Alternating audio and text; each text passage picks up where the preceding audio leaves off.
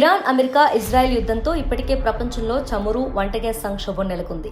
దీనికి తోడుగా ఇంటర్నెట్ సంక్షోభము ముంచుకొచ్చే ప్రమాదం పొంచి ఉందని రక్షణ రంగ నిపుణులు హెచ్చరిస్తున్నారు. ఇంటర్నెట్లో సమాచార బదిలీకి అవసరమైన ఫైబర్ ఆప్టిక్ కేబుళ్లు సముద్ర గర్భం గుండా ప్రపంచమంతటా వేల కిలోమీటర్ల మేర విస్తరించున్నాయి.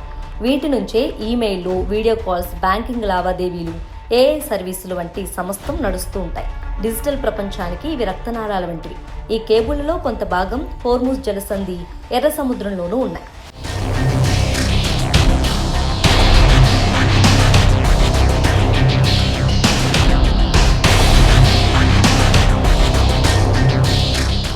ఇరాన్ తన సమీపంలోని హోర్ముజ్ జలసంధిని దాదాపుగా మూసివేసి తనకు అనుకూల దేశాల నౌకలను మాత్రమే ఆ మార్గంలో వెళ్లటానికి అనుమతిస్తుంది.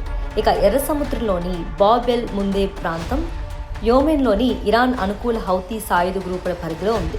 యుద్ధం రోజురోజుకి తీవ్రమవుతున్న ప్రస్తుత తరుణంలో ఈ రెండు ప్రాంతాల్లో సముద్ర గర్భంలో ఉన్న ఇంటర్నెట్ కేబుళ్లను ఇరాన్ సైన్యం, హౌతీలు ధ్వంసం చేస్తే ప్రపంచవ్యాప్తంగా ఇంటర్నెట్ సేవల మీద ప్రతికూల ప్రభావం పడుతుంది.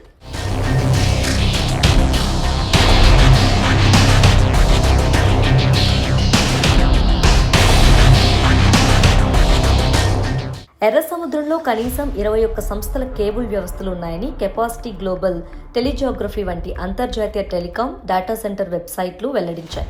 యూరప్, ఆసియా, ఆఫ్రికా దేశాల ఇంటర్నెట్ ట్రాఫిక్కు ఇవి అత్యంత కీలకమైనవి. ఈ డేటా కేబుల్స్ దెబ్బతింటే ప్రపంచవ్యాప్తంగా ఇంటర్నెట్ సేవలు నిలిచిపోయే ప్రమాదం ఉంది. ఇంటర్నెట్ అంతరాయం కలిగితే అంతర్జాతీయ బ్యాంకింగ్ లావాదేవీలు, స్టాక్ మార్కెట్లు కుప్పకూలే అవకాశం ఉంది.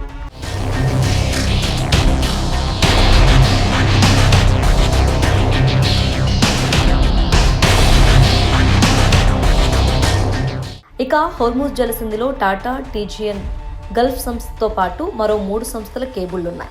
టాటా, టీజీఎన్ గల్ఫ్ కేబుళ్లు ముంబైని గల్ఫ్తో అనుసంధానిస్తాయి. వీటిలో ఎలాంటి అంతరాయం తలెత్తినా భారత్తో పాటు పలు దేశాల వ్యవస్థల మీద ప్రభావం పడుతుంది. ప్రస్తుతం కేబుళ్లలో తలెత్తే మరమ్మతులు, నిర్వహణ వంటి ప్రక్రియలు కూడా నిలిచిపోయాయి. మరమ్మతులు చేపట్టడానికి నిపుణులు నౌకల్లో ఆయా కేబుళ్ల వద్దకు వెళ్లి వాటిని సర్చ్ చేస్తూ ఉంటారు. ఒకవేళ ఇంటర్నెట్ కేబుల్స్ కట్ అయితే వాటిని పునరుద్ధరించడానికి నెలల సమయం పడుతుందని నిపుణులు ఆందోళన వ్యక్తం చేస్తున్నారు. ప్రస్తుతం ఇరాన్ హోర్ముజ్ జలసంధిలో అనేక చోట్ల సముద్ర మందు పాత్రలను అమర్చింది. దీంతో అటువైపు మరమ్మతులు, నౌకలు వెళ్లే పరిస్థితి లేకుండా పోయింది.